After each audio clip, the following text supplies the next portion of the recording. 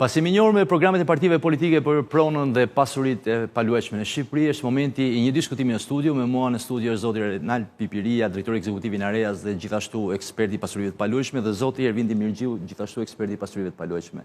Shumë faleminderit për prezencën tuaj dhe është momenti për të bërë një mini diskutim. Si keni parë, se është hera parë që zakonisht jemi mësuar në programet e partive politike, kur ka fushatat, kemi vetëm çështje legalizimesh apo kthim të komensim prone. Për herë të parë, në programet e partive politike, tregu i pasurive të paluajtshme, me sa duket ka arritur deri dhe atje dinamika e këtij tregu.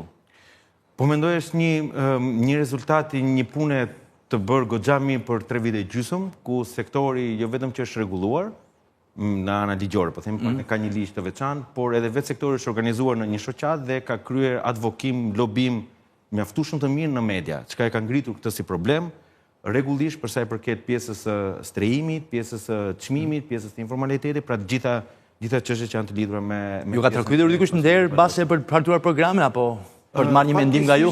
Fatkeqësisht jo, është shumë ndryshe nga ç'do të bënin vendet e Bashkimit Evropian ku ne aderojmë.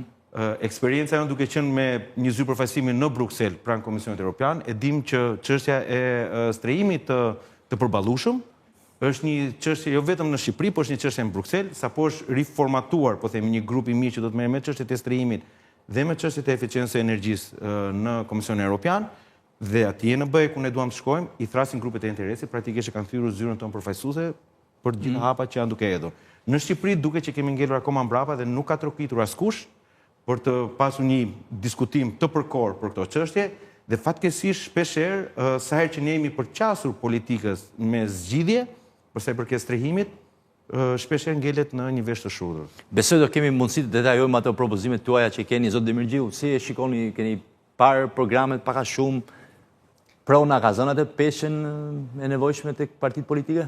Tani, prona nuk mendoj se ka zënë atë peshën që duhet zinte.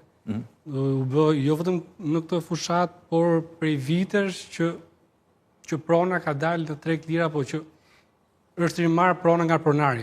Kjo është një çështje e pa zgjidhur, mendoj që nuk ka qenë vullneti politik i asnjë force, jemi të sinqert, për të zgjidhur këto probleme. Ne shikojmë probleme pafund si në tokat, tokat bujësore që u ndahen, me 7500 e famshëm, apo edhe me pronat me apartamentet, që ne gjejmë problematika nga më të ndryshme të sot, që është thjesht pamundur të japësh një zgjidhje juridike. Mendoj që ka ardhur momenti faktikisht që të merren seriozisht, gjithë forcat politike, të merren seriozisht me këtë punë, të heqin se kjo është një gangrenë e madhe për këtë popull, me thënë drejtën. Është një gangrenë e madhe dhe mendoj që dita ditës rëndohet kjo situatë nëse vërtet nuk do merret seriozisht për të ndërhyrë. Kemi parë vitet e fundit një dinamikë jashtëzakonshme të tregut të pasurive të paluajtshme, sa duket sikur jo vetëm që është imponuar, po themi, programeve të subjekteve politike, pra edhe pa diskutime subjektet politike e kanë konsideruar tregun, po themi, si faktor shumë të rëndësishëm interesi dhe kanë përfshirë programet e tyre. A duket sikur tregu i pasurive të paluajtshme në një farë mënyrë po i vendos vetë këto rregulla që klasa politike në bazë nuk po arrin dot, se po shohim që është një nga tregjet më dinamike. Faktikisht, duke qenë se është një treg dinamik, kjo është arsye që këtë herë faktikisht që i kanë marrë në konsiderat deri diku në programet politike. Ky treg është vetë rregulluar faktikisht. Është vetë rregulluar deri diku, ofertë kërkesë ka ardhur në sistemim, por asnjëherë nga forcat politike. Pipiria, në fakt, programet sillen rregullat reja loje nëse do të aplikohen, keni konstatuar? Jo, në të gjitha programet, po themi, ato që kanë pasur mundësi të evidentoj, disa në uefaqe zyrtare të partive, disa të tjera të hedhura mesazhe fatkeqësisht si kokoshka në përdalje mediatike. Vjen keq që nuk kemi akoma në Shqipëri një program të detajuar mirë që merret me strehimin, merret me tregun e pasurive paluajtshme. Të gjitha ato çfarë unë kam lexuar kanë të bëjnë kryesisht me çështjen e taksimit dhe asnjëherë me adresimin e mirëfill të çështjeve të strehimit. Që strehimi realisht lidhet jo vetëm me taksën, lidhet me mënyrën se si operon tregu, lidhet me efektet negative që ndikojnë tregun e pasurive paluajtshme në Shqipëri, siç është informaliteti, siç mund të jenë pjesa e problemet të pronësisë, siç mund të jetë pjesa e pastrimit parave, pra ka një sër, pra ky treg është i prekur nga një sër fenomenesh, dhe në të njëjtën kohë, nëse shikon propozimet që janë aty, asnjëherë nuk janë në mënyrë empirike të shpjeguara çfarë do të thotë një ulje takse, çfarë do të thotë ky buxhet për kaq mijë apartamente apo kaq mi çelësa të rinj, ose si do të bëhet. Pra praktikisht janë vetëm paragrafe të shkurtër që nuk të japin një lloj ndjesie që do ketë rregulla të reja dhe do të adresohet. Në asnjë nga programet nuk ka rregulla për sa i përket tregtimit pasurive paluajshme, që sot është një kakofoni dhe shpeshherë ne gjejmë që fatkeqësisht edhe pse kemi një ligj të ri, prap ka një masakër në treg. Kemi një luftë të përditshme me një pjesë të mirë të tregut e cila është informale. Nuk shikojmë asnjë gjë. Por ne kemi parë shumë agjenci, ka sjell, po themi në një farë mënyre, se duhet kuptojmë, korrupsioni dhe informaliteti të dyja kancelojnë, anullojnë aksesin, e vështirësojnë jetën e aksesit të shtresës mesme në një strehim të drejtë dhe të përkohur, praktikisht. Po duket sikur në një farë mënyre, nuk e di nëse do ishte përshtypje, po sikur të vendosen rregulla, a do performon e kaq mirë ky sektor? O, patjetër.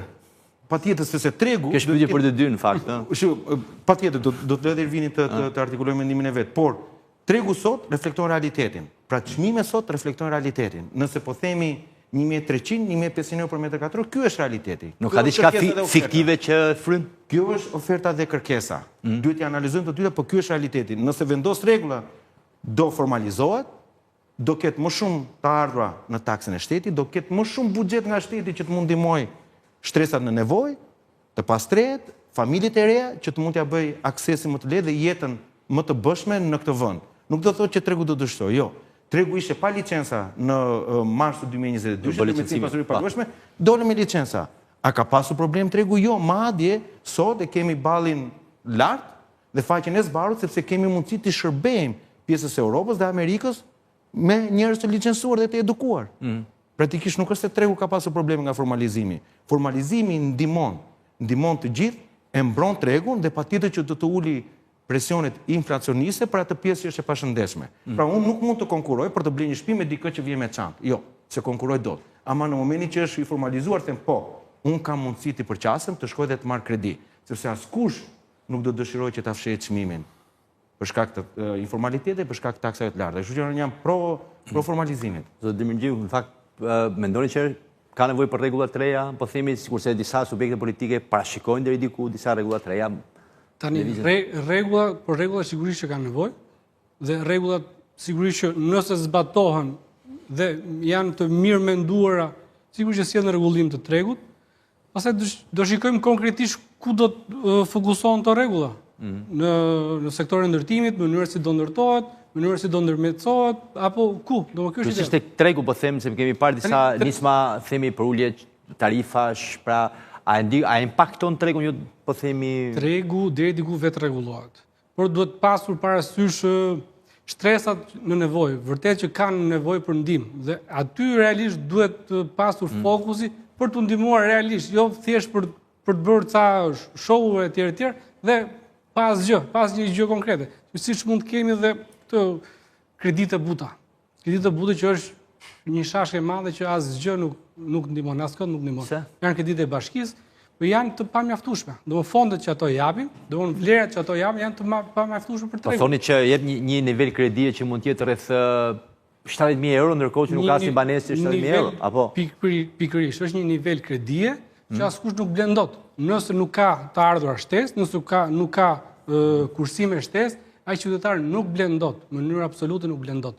Nëse të gjithë këto kredi, nëse arrin deri 5% apo 10% maksimumi të marrin prona, unë mendoj që është shumë mirë, por ato nuk besoj se arrin, sepse vlerat janë të tilla që janë pa përfillshme për tregun. Ka propozime për të ulur, po themi, taksat e ndërtimit, për të ulur taksën e shitjes, pra nëse këto do të binin ndjeshëm, do impaktojë tregu, po themi, pasuritë, do ulë çmimi, se kjo është më e kuptueshme. Kjo është pyetje $1 milion, por nuk besoj se do ulet çmimi. Ideja është... Pra nuk e rëndojnë transaksionin këto dy elementë ashtu apo? Patjetër që ndikojnë, por çdo taks, çdo kosto, çdo pagesë që ka ndërtuesi etj, gjitha në fund fare lidhen tek kosto finale e pronës.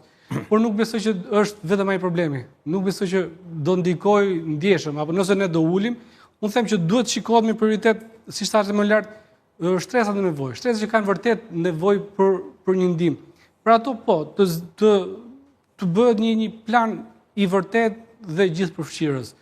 Të gjenden prona, vende ku ndërtohet realisht me kosto apo nën kosto për atë që do të blenë vërtet. Do të kenë mundësi të futen, të akomodohen. Nëse do flasim për shpime normale, do e kenë pamundur.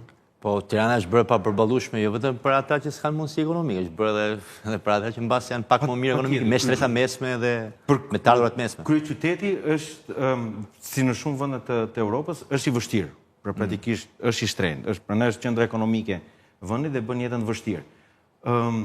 Personalisht unë mendoj si Ervini që ha shumë diskutim pjesë e uljes taksave.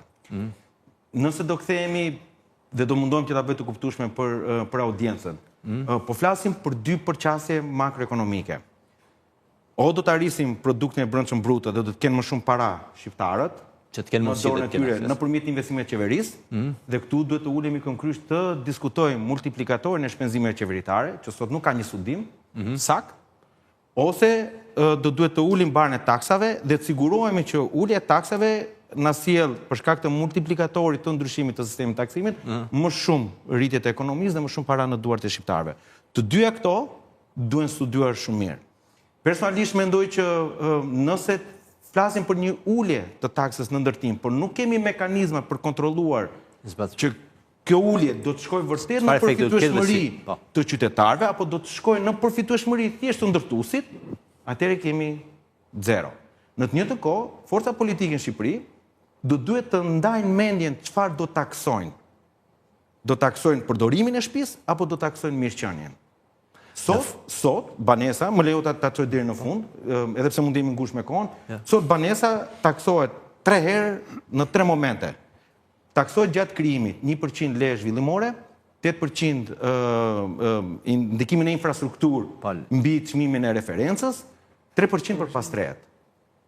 Duhet të jenë mesatarisht, po flas vetëm për lejet e ndërtimit 2017-2024, leje ndërtimi 3 kate sipër, diku tek 7 milion, pak më tepër se 7 milion metra katror. Nëse flasim për Tiranën, diku tek 5.8 milion metra katror duhet të jetë në Tiranë, po themi 70% e tregut. Tashmë 156.000 metra katror, se 200 milion euro, janë thënë tek 3% të pastreve.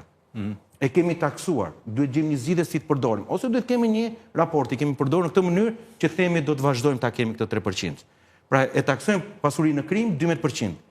E taksojmë pasurinë gjatë përdorimit nga 1 janari 2026 është me 0,102% gjatë gjithë kohës, dhe taksojmë dhe 15% në shitje.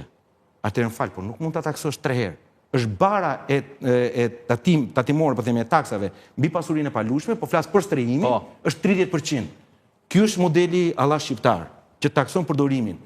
Ka modele në perëndim, sa të duash, që taksojnë mirëqenien. Pra unë nuk të taksoj ty gjatë kohës që ti e tregton, unë taksoj gjatë kohës që ti e ke zotron si pasuri, dhe në momentin që ti e tregton praktikisht ti e ke paguar. Pra kur ke aktivitet ekonomik për atë pron, jo vetëm banosh. Ti ke 10 shtëpi, unë ti kam taksuar 10 shtëpi gjatë kohës që ti ke pasur, por ndërkohë që ti e tregton, ti ke 0. Pra kjo është taksim mirëqenies. Asnjë forcë nuk e kam të qartë çfarë do të taksoj. Në fakt kemi disa propozime për taksimin e apartamenteve dyta, treta dhe sipër, është në fakt një nisëm që është nga qeveria aktuale. Kemi edhe propozime nga subjektet vogla politike për një taksim progresiv në rritje për numrin e apartamenteve. Kjo si mund nëse do të ju jeni thatë që jeni pak nuk është ndoshta mënyra dur, por nëse vendos subjekti politik që do vinë pushtet ta aplikojë këtë lloj mase. Po duhet të ndajmë pra, nëse do të taksojmë mirëqenien, atëherë pavarësisht se shpike, unë do të taksoj tamam të gjitha pronat. Po jo të taksoj me 0,2%. 0,2% është asnjë gjë praktikisht i vlerës pronat, sepse nëse unë kam 1 milion euro pasuri, shtëpi, 10 shtëpi, unë se kam problem ta paguaj 0,2%. Sado kjo qoftë, 20.000 ti paguaj në vit, nuk i kam problem, se jam mjaftuar një pasur. Nëse unë do të heq të gjitha taksat e tjera, sidomos taksën e tregtimit pasurive të paluajshme, se këtu është problemi. Me një 15%, të gjitha ngarkojnë te çmimi final. Unë që dua ta marr me kredi, do duhet paguaj shumë më tepër, ose do duhet të gjej makinacione për devijuar gjatë rrugës dhe për të shmangur 15% që të më bie më pak kredi për të marrë dhe më pak për të paguar. Pra o do heqim 15% do taksojmë mjaftueshëm mirëqenien e shtëpive, ose do ndbajmë këto 15% ose 10% që sa do dhe do të njohim të gjitha kostot më pas. Në momentin e tregtimit. Por ne duam edhe të marrim 15% pavarësisht se Ervini ka bler shtëpinë, ka investuar çdo të tjerë, i njohim 0 kosto dhe pastaj do t'i fusim edhe një 2-3% gjatë kohës që përdorim. Pra nuk është zgjidhje. Dhe taksimi me shtëpinë e dytë me tretë me këtë nivel taksimi që është, ka zero incentivim. Unë që kam 10 shtëpi do të vazhdoj të mbaj 10 shtëpi, pse do t'i shes. Pra kjo do të ishte mentaliteti. Pra ne them duhet ndihmojmë shtresën e mesme që këto shtëpi që kemi të dalin në treg. Po këto nuk dalin me taksim 0,2% dhe këto nuk dalin me tatim 15%. Dalin ndryshe. Tani, taksimi për pronat e parë 2/3 me radhë, unë mendoj që duhet jetë. Mendoj që duhet jetë. Duhet të ekzistojë. Ndoshta duhet të ekzistojë dhe një taksim për pronat e migrantëve, që rrinë në Shqipëri të mbyllura gjithkohës. Pronat fjetur. Pronat fjetur, ato rrinë në Shqipëri të mbyllur për 2 javë apo maksimum 1 muaj dhe realisht është gjuna. Do të rrinë një pronë e mbyllur për gjithkohës. Dhe në moment që ne do i taksojmë këto prona, nuk pretendojmë që do të stabilizohet çmimi i shitblerjes, por pretendojmë të stabilizohet çmimi i qiras. Se ne sot në Tiranë kemi çmim goxha të lartë qiraje.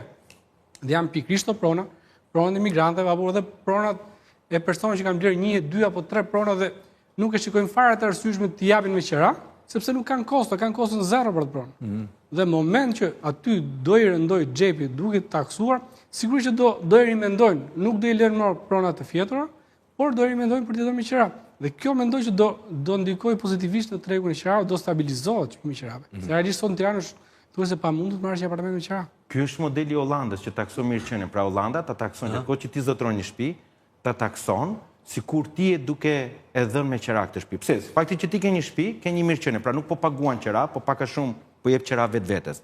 Dhe duke të marrë një qira po themi referencë tregu, të takson sikur ti po bën të ardha, duke pasur këtë shtëpi, po të taksoj si mirëqenie. Dhe në fund kur ti e tregton, ke zero taksim nga tregtimi i pasurisë të palueshme. Dhe në momentin që ti e zotron këtë pasuri, o do paguash taksën sikur po merr një qira, po gjeneron të ardha, pra e ardhura oportune në konceptin e ekonomisë, ose do ta japësh vërtet me qira sepse ti po i paguan këto lekë, kështu që më mirë ta japësh edhe kjo qira të paguajë tatimin. Ka një pyetje që çarkullon vazhdimisht, duket sikur prona po pasa një shtëpie, po kthehet në një e drejtë për një pakicë, jo për një shumicë, për shkak të rritjes çmimeve që ju përmendëm pak më parë. Mund shkojmë drejt një periudhe, po vazhdojnë këtë ritëm ku gjithë do jetojnë me qira, apo duhet çfarë si parashikoni ju, si duhet qenë se njihni tregun, po themi. Tani ne se shtrejtimi i çmimeve ju thatë ju përmendëm pak më parë që është paksa e pamundur. Dhe partitë politike në fakt kishin programe, gjitha kanë programet e streamit social si element. Realisht ashtu është, por ne jemi si popull që shkojmë, unë mendoj deri në vetë sakrifikim, mund të them, në thonjse, për ta pasur një apartament. Në nivelin më të lartë me sa di unë për pasën pronësisë, apo jo? Po, ideja është... Për arsye duke ardhur nga komunizmi, duke u trashëguar apartamentet. Strehimi është dhe një problem fisnor. Pra praktikisht kur krijohet familje e re, gjithë mblidhemi ta ndihmojmë që këtë familjen e re të ketë shtëpi. Kështu që praktikisht mendoj që do të shkojmë me mentalitetin që ne jemi rritur, do të shkojmë drejt pasjes së një pasurie. Pra nuk do të qëndrojmë afatgjat me ne e kemi thelbësore pasi një apartament, pasi një shtëpie. Pra këto them që shkojmë ne shikojmë futen nëpër kredira që realisht thuajse kanë të pamundur që t'ia dalin deri në fund, thjesht që të kenë një apartament. Ndoshta janë dhe të rinj që nuk do të duhet t'i hyjnë asaj sakrifice sepse mund edhe të largohen, por është mentaliteti i tillë që e duam apartament, e duam pronën, jemi shumë të lidhur me pronën realisht. A kemi përqindje të lartë të pronësisë? Po sipas sensit me Europën, në krahasim me Europën po. Sipas sensit i bie që 82% e shqiptarëve jetojnë në pasurinë e tyre, 18% me qira. Unë mendoj që duhet të jetë pak më tepër me qira për shkak edhe të problemit madhor që ne kemi me deklarimin. Ai 15% që na ka marrë në qafë tek qiraja, na ka marrë në qafë tek çdo element tjetër i deklarimi adresa pasurisë palueshme, na ka marrë në qafë dhe tek adresa, pra praktikisht kjo bar na ka prishur punë. Dhe është e padrejtë për shkak se kapitalin tjetër e taton me 8% sot. Ndërkohë që fitimi kapital nga pasuria palueshme taton me 15%.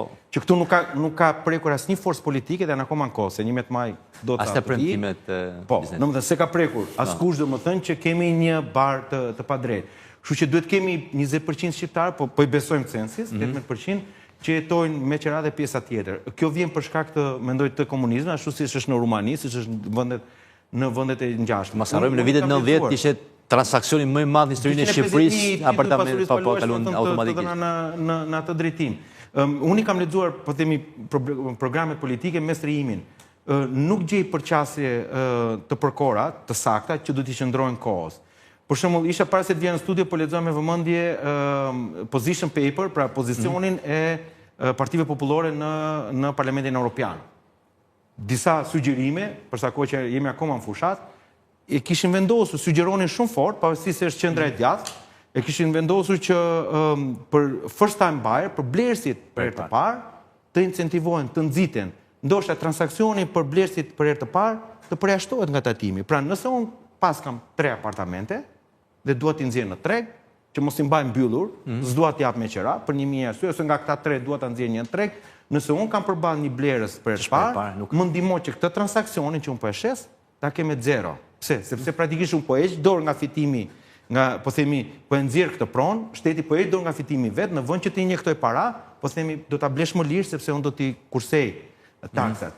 Propozimi i dytë ishte që institucionet financiare të kishin paketa të dedikuar për blerësit e parë. Pra jo me kredit bota, por të kishin paketa të dedikuara. Një propozim tjetër është që blerësit e parë të mund të ndihmohen. Ne kemi parë garanci sovrane në kohën e Covidit, kemi parë garanci sovrane. E ka në fakt një subjekt politik, një propozim ngjashëm për një garanci sovrane për garanci sovrane. Më ka shpëtuar. Një kërkojnë dijes. Nuk e kam lexuar, por unë do shkoja në versionin e garancive sovrane. Pra, sot kredite buta, pse nuk funksionin e para, paketa që vjen, shuma që ti merr nuk të del me çmimet që kemi sot. Pse? Sepse kredite buta nuk janë përditësuar çmimet e referencës, po themi në gjithë Shqipërinë. Duke qenë jashtë realitetit, ty nuk të del dhe djega të kredi. Në të njëjtën kohë, nëse unë them po, unë nuk po të ndihmoj për të paguar qiran, po për të jap garanci sovrane që 80, që 20, 30% e down payment që ty të duhet, po ta vendosur si shtet, ti shko merr 80% tjetër, se për kaq kemi nevojë. Bankat financojnë deri në 80%. Shko merr 80% e shtëpisë, edhe vazhdoje jetën, ndërkohë që unë po të ndihmoj për hapin e parë. Pra, duhet një lloj përmbysje e rrugës që është ndjekur deri tani, sepse nuk ka dhënë rezultat, po themi ajo politika. Pra, do duhet një diçka më inovatore, po thonë. Unë mendoj që po. Pra, jam për të parë nga Europa, është problem në Europë. Le të mësojmë, thash, përjashtimi nga taksat në transakcione për blerësi për herë të parë. Pjesë e garancisë sovrane mund të jenë dy gjë inovatore që mund të jenë përshtatshme për tregun në Shqipëri, për të nxjerrë shumë pronat që mund të jenë të papërdorura. Do të Demirgjiu, për ju, cilat ishte një zgjidhje për ata që në base kanë pak sa vështirësi për të pasur mundësinë e zotërimit apo blerjes së një banese që është tani normalisht sidomos çiftet e reja kanë nevojë për ndihmë. Dhe pamundësia e tyre për të marrë një pronë është mospasja një kolaterali. Mospasja e pjesës fillestare, 20% apo 30%. Pra, dhe nëse qeveria vërtet do donte, cila do forcë kur do vinë nesër, do donte ti ndihmonte këto, do ishte pikërisht në këtë pjesë. Me pjesën e që do duhet kishin prakisht, do 20-30% e vlerës pronës. Dhe të shikohen realisht ato vlerat e referencës që këto i japin, me cilën i japin to kredi. Duhet të shikohen, të jenë me këmbë tokë. Do janë vlera që s'kan fare lidhje me realitetin. Apo thot janë kredit për policët, apo për mjekët, janë administratën, që janë lehtësuese, po janë me çmim reference, që sigurisht që e kanë të pamundur të blejnë. Vinë, sorollatën në përzyrat tona dhe kanë të pamundur. Pra ka një fond që është pa mjaftueshëm për përballje me. Ka një fond që është i pa mjaftueshëm. Unë them ulni kuotat, numrat, leni fondin sa është fondi limit. Por ul numrat dhe bëre vërtet prekshme. Se sa bën një zgjidhje që vjen, më fal, nuk po di të mbaroj. Një zgjidhje që vjen nga përtej oqeanit në Amerikë, National Housing Agency. 3%. Pra sot ne nuk e kemi trekur. Çfarë ka ndodhur me 3%?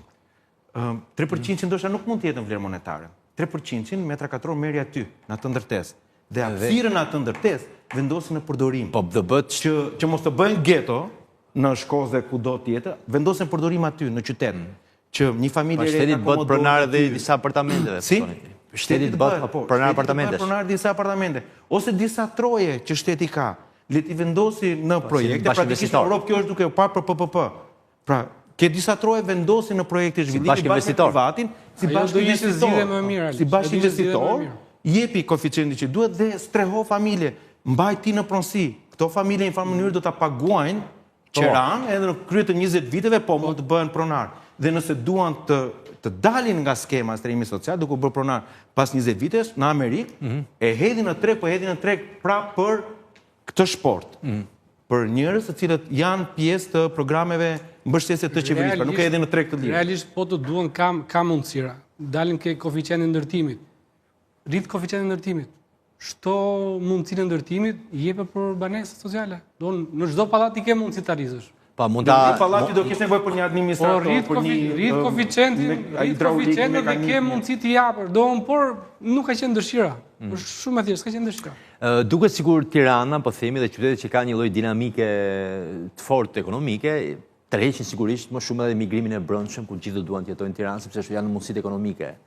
Në shumë vende është para bed cities, pra ku ke disa qyteza ku thjesht jeton dhe ndërkohë krijon kushte që të vitë punojnë në qytet. Pra në një zonë ku mund ndërtohet, që është pak më lirë, po themi ju e përmendet pak më parë, pra si mund të jepet zgjidhja për disa mund të jetë zgjidhja ndërtimi në zonat periferike, pra do të orientojnë njerëzit drejt periferikës, zonave periferike apo janë orientuar drejt periferisë. Ne kemi zonën pasuqare, kështu që përpara ishte zonat që kanë pasur rritim më shpejt çmimit janë periferia. Për shkak të kërkesës lartë dhe ka prodhuar efektin edhe për efekt të infrastrukturës që është krijuar, ka pasur goxha rritje. Por dalin edhe pak më lart në Kamës, edhe Kamza ka pasur një goxha rritje. Domthon ato që e kanë vërtet pamundur të blejnë në Tiranë apo pasuqan dalin në Kamës. Apo kemi edhe zonën në autostradës që është një mini qytet dhe atje kemi një goxha rritje, domthon pra po shkojmë drejt tyre drejt periferive, drejt satelitëve të Tiranës, apo edhe Vora. Vora është shumë afër, unë kemi pas shumë klientë që kanë pasur pamundur të blejnë në Tiranë, por siç thamë që e kanë domosdoshmëri pasin një pronë, kanë blerë në Vorë. Që edhe ka dhe aksesin afër për punuar në Tiranë dhe banon. Çfarë ka ndodhur në Shqipëri, që prap i kthejmë modelit të Europës, sepse aty do shkojmë. Të gjitha zhvillimet që kanë ndodhur në periferi, kanë ndodhur me sipërmarrje private. Asnjëherë nuk janë ulur palët, po themi komuniteti, sipërmarrje private, bashkia thotë ok, këtu do ndërtojmë një qytet të re. Ujë, drita, shkollë, shërbime. Pra unë mendoj që Tirana dhe Shqipëria ka shumë vend për të zhvilluar jo vetëm në qendër Tiranë, po edhe rreth rrotull Tiranës. Në moment që shkon po themi ajo. Por jetesa mos i nxjerr jeta atij që po shkon në periferë. Shërbimet komunitare normalisht në komunitete. Mos shikojmë qytetet që po na boshohen. Pse? Sepse nuk kanë shërbime, nuk kanë ekonomi. Pratikisht domethënë. Shumë vërtet kjo dhe ky është një problem tjetër. Do ne po të marrim për shembull zonën e Liçenit That. Do zonën e Liçenit That ka po të njëjtën rrugë ku aty kullosen disa lope dele. Janë po të njëjtën rrugë, por e njëjta infrastrukturë, domethënë që kjo është për të ardhur të keq. Nuk është vetëm ajo zonë. Rrugë mes në lagje po themi apo rrugët e lagjës. Këtu nuk mendohet fare për të ngritur infrastrukturën. Bërë që në planifikim pas për ndërtimin. Në mënyrë absolute jo, dhe kemi zona në Tiranë që po kthyen të pabanueshme. Që ti ke në çdo moment ke trafik, nuk futesh dot, nuk del dot dhe për çfarë po blen atë pronë. Ç'është e planifikimit pra. Sigurisht. Jo përmendë pak më parë fakt. Ka zona që po i rivlerëson infrastruktura, pra po shohim, po themi kemi projekt që është korridori Adriatiko-Jonian. Kemi, po themi, tunel në Llogaras, projekti që pritet aeroporti i Vlorës, kemi një investim në Sazan, por i dimensionon, po themi, këto projektet madhore, vlerën e pronave në këto zona. Kemi parë Unazën që dha një efekt në krahun tjetër. Po, ish projektin e Unazës që ndihmon çështjet e rritjes së vlerës dhe përmirësimit të jetesës për atë komunitet që mund të shfryj pak a shumë dhe presionin për strehim në qendrën e Tiranës. Gjithë projektet e tjera nuk kanë të bëjnë me çështjen e strehimit. Kanë të bëjnë kanë të bëjnë me rritjen e Shqipërisë në tregun ndërkombëtar të pasurisë paluajtshme dhe turizmit, duke bërë gati një produkt i cili do të shërbejë një turizmi më të pasur, që shpresojmë shumë të sillim më shumë financa dhe kapital në Shqipëri, që ekonomia të rritet dhe gjithë jemi më mirë, më të lumtur. Për ju si të gjitha projektet, si aktorët e tregut, po patjetër, pjesa e Vlorës, mendoj gjithë pjesa e Bregdetit ka tjetër histori tashmë. Pra gjithë pjesa e Bregdetit ka tjetër vlerë. Kjo për shkak të performancës shumë të mirë të sektorit turizmit, për shkak të largimit, për shkak të shtimit, jo vetëm me tregje me buxhete 150.000 euro siç ishin ukrainasit, bielorusët, çekët, por shërbimi një tregu i cili është nga Europa perëndimore dhe veriore, por në të njëjtën kohë edhe për shkak të Sazanit me një interes të shtuar dhe për te oqeani. Pra realisht ne si Narea jemi në kontakt rregullisht me 2-3 aktor, po themi me 2-3 shoqata si motra në Amerikë, të cilët e kanë futur në fokus Shqipërinë, pse sepse do të ketë një investim amerikan. Do të jetë ndoshta porta hyrëse e Ballkanit, unë nuk jam, ndoshta kam gabim, por nuk di të kemi një aeroport, paktën unë kur u thënë Amerikë shkoj Frankfurt, Vjen, që shkoj në Amerikë. Nëse fillon vërtet fluturimi Vlorë, New York, ke një port hyrëse në Ballkan. Praktikisht që të lidh Amerikën dhe bën Dhe për ju ka prodhuar një dinamik të re gjithë rajoni? Ka prodhuar një dinamik sidomos për pjesën e Rivierës dhe drejbëreti, po themi Vlora dhe në drejtim të Sarandës. Ka zona tjera që ka një interes qëtuar, po themi që mbase ne nuk i njohim shumë, fritet zakonisht edhe për shkak korridorit Adriatiko Enian, që duke nisur që nga Lezhë, që janë disa pjesë tale, për të arritur deri në zonën e Fierit Pishporo, ka një interes tek që nga Velipoja, ka interes goxha Velipoja, pastaj pjesa e Shëngjinit ka goxha interes. Pastaj vim në gjirin e Lalcit, zbresim poshtë, deri në Sarandë. Janë zona që realisht vitet e fundit kanë pasur goxha rritje, goxha interes, dhe sigurisht, siç thotë Renaldo, me pjesa e Vlorës e poshtë, në moment që do futet në funksion në aeroporti, realisht do marrë një tjetër dimension, do marrë një tjetër vlerë dhe do ketë goxha zhvillim.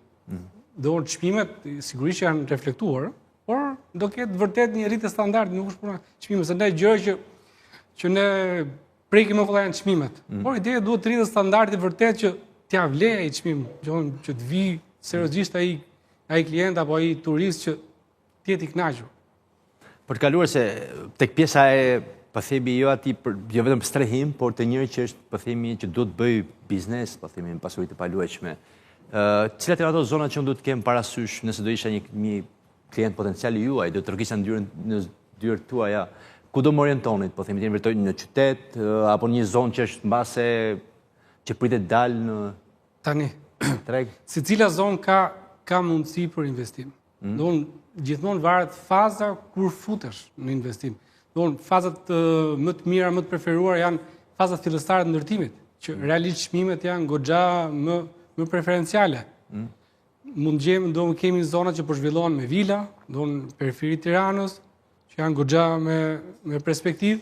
Pastaj Bregdeti sigurisht që zonat rezidenciale kryesisht janë me goxha perspektivë. Pastaj në Tiranë kemi edhe zonat që kanë ato çmimet çik më ekonomike, siç mund themi pjesa e Paskuqanit apo 5 Maj, që gjithmonë janë zona në rritje që do kenë goxha zhvillim. Dhe Pypiria, ku do ishte më mirë për mua të investoja nëse do kisha mundësi për të investuar? Në momentin që nuk e ke përshtrimin, do të pyesja produktin që do investosh për çfarë do e përdorësh. A do e përdorësh për datën me qera afatgjate, do e përdorësh për qera ditore, apo do ta rish shesës më pas tek të tjerë.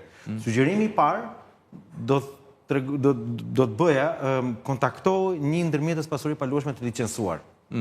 Sepse ai do të bëj biznes planin. E ka kontaktuar, e ka përballë. Do të bëj biznes planin. Nëse kemi logon e Nareas, është akoma më mirë, sepse ka garanci të shtuara. Patjetër, shoqata është e kontrolluar.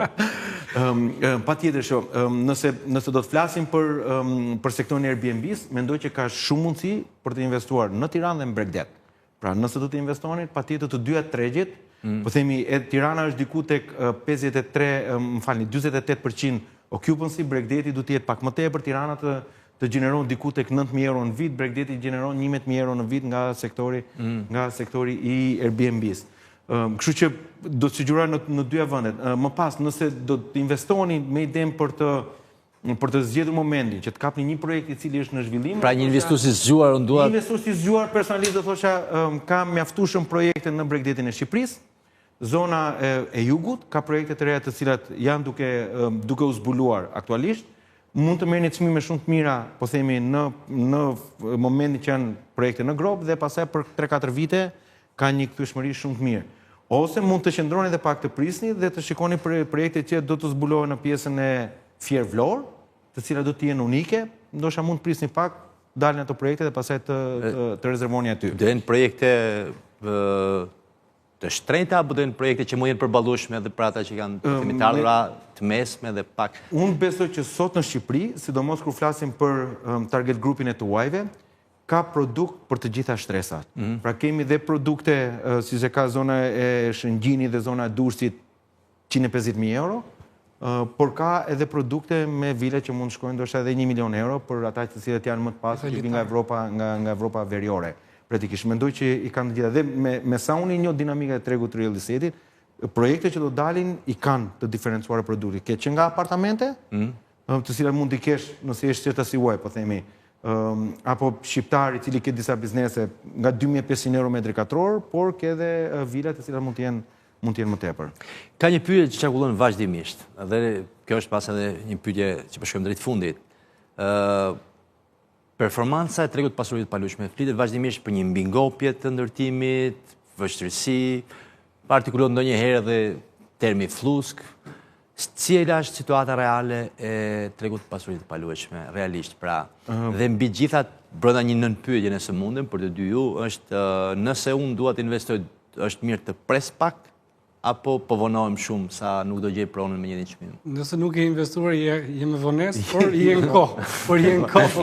Ke humbur ta po? Ke humbur, po akoma je në kohë. 1.2 miliard euro, mendoj tregu pasurive paluajshme në 2024, 380 milion euro nga investimet e huaja direkte, 560 milion euro nga kredia për banesa të reja, diku tek 70 milion euro duhet të jenë, po presupozojmë ajo pjesë e remitancave të tilla shkon për farefisi që ndihmon për të blerë shtëpinë, kështu që diku tek 1 miliard euro është nga ky burim.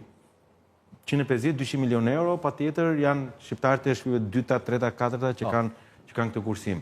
Ose kanë këtë gjendje për të investuar, apo kompanitë të cilat mund të kenë investuar në pasuri paluajshme. Kështu që unë nuk shoh ndonjë rrezik fluske. Ne kemi diskutuar disa herë këtë gjë në studio për shkak se në të gjitha historitë e perëndimit rreziku i fluskës vjen vetëm atë moment kur institucionet bankare janë të pleksura aq shumë, në të njëjtën kohë vjen një valë e madhe e kredimarrësve që nuk e përballojnë dot kësaj kredite, duhet ta nxjerrin në treg dhe kjo do shkaktonte një tronditë të madhe të çmimit dhe një ulje të shpejtë, duke ekspozuar sektorin bankar dhe duke prishur gjithë sistemin financiar. Sot ne nuk e kemi. Më pak se 50% e depozitave shqiptarëve janë të dhëna me kredi dhe më pak se 50% e këtyre dhënave me kredi janë në real estate dhe më pas zinxhiri, domethënë diku te 12-13%.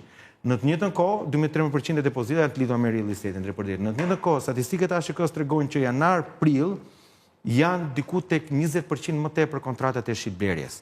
Pra praktikisht tregu nuk është se ka njohur në një farë rënje, pra të madje po performon. Tani ha diskutim në këtë gjë për shkak se ky 20% mund të jenë dhe kontrata të porosisë të cilat janë zbardhur si kontrata përfundimtare të shitës në këtë moment. Megjithatë, nga të gjithë indikatorët nuk duket që ka një ngadalësim, po them apo një rënje të tregut. Mund të ketë stagnacione të momentit që ka lidhje me rivlerësimin bazë edhe çmimet e referencës. Gjithë që u bë me rivlerësim që bllokoi tregun e rishitjes dhe ndoshta situata e zgjedhje. Por nëse shikojmë tregun e pasurive paluajshme të matur edhe nga katimi i fitimit kapital, vazhdon performon, është mirë siç ka qenë, vetëm është ndar torta. 2% vjen nga rishitja, 98% vjen nga kompanitë e ndërtimit. Dimensiu. Nuk mendoj faktikisht që ka një flus. Në pamjet parë, po të shikosh Tirana është goxha e ndërtuar dhe mund të krijohet ideja sikur është mbi ngopur. Por realisht tregu vetë rregullohet. Nëse s'do kishim shitje, nëse s'do kishim kërkesë, sigurisht do stopoheshin ndërtimet. Pra, fakti që ndërtime ka pafund dhe shitje ka pafund, do thotë që ne jemi në rrugë të mbar, jemi okay. Pra nuk ka mbingopje, nuk ka flusk. Nëse do kishte flus, sigurisht që do kishte. Thash e fundit, po fundit edhe një pyetje fundit. Nëse udhton nëpër Ballkan, për kryeqytetet e Ballkanit, duhet sigur për afrol pak Tiranës. Pra ky konstatimi, ky elementi ku çmimet e pronave kanë rritje është fenomen lokal apo është fenomen i shtirë pak më shumë? Pra ka dhe dinamika të tjera apo? Rritja e pronave është fenomen global realisht, nuk është vetëm lokal. Tani, kjo ndjehet shumë më shumë në Tiranë. Për në Shqipëri ndjehet në Tiranë. Në fund fare Tirana është gjithë Shqipëria. Dhe përveç asaj ne jemi dhe porta e gjithë Ballkanit apo e rajonit, ne jemi pikë goxha e rëndësishme. Dhe sigurisht që Bregdeti pastaj është element ekstra tjetër çështje. Dhe prandaj që këtu në Tiranë paktën apo në Shqipëri nuk do të ketë më ulje çmimesh. Nëse do të isha në kod, do të kisha nxjerr disa statistika fatikisht nga Global Property Guide. Për treguar pak a shumë ku janë çmime, mendoj që mund të jetë poshtë nes vetëm, po themi jo shumë larg nga Shqipëria, Maqedonia dhe Bosnia. Kurse Malizi ka janë tendencë, Kosova po ashtu. Beogradi, Kosova janë ngjashëm. Nëse studiojmë pak a shumë 2015-2025, çmimet në Shqipëri janë rritur ngjashëm me të gjithë Europën. Madje, ndoshta më pak. Pse?